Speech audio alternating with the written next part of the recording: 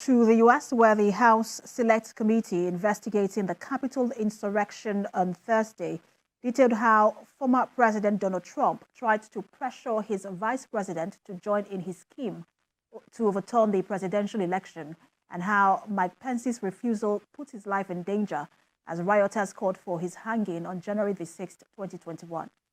Two witnesses testified at Thursday's hearing who advised Mr. Pence that he did not have the authority to subvert the election. There is more in the following report.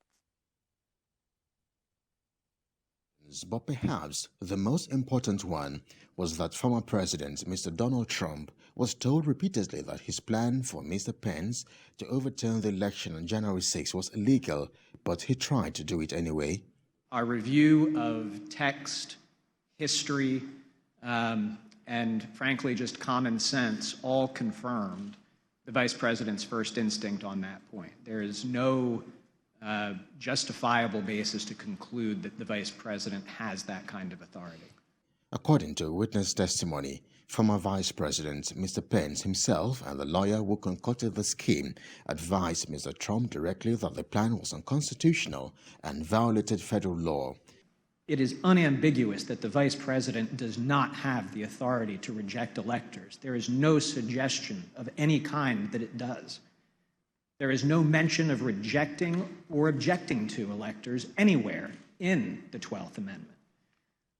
And so the notion that the Vice President could do that certainly is not in the text. Mr. Lucic, the former federal judge who advised Mr. Pence during the transition, also testified at Thursday's hearing. I believe that had Vice President Pence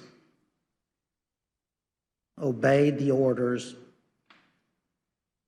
from his president and the President of the United States of America during the joint session of the Congress of the United States on January 6, 2021.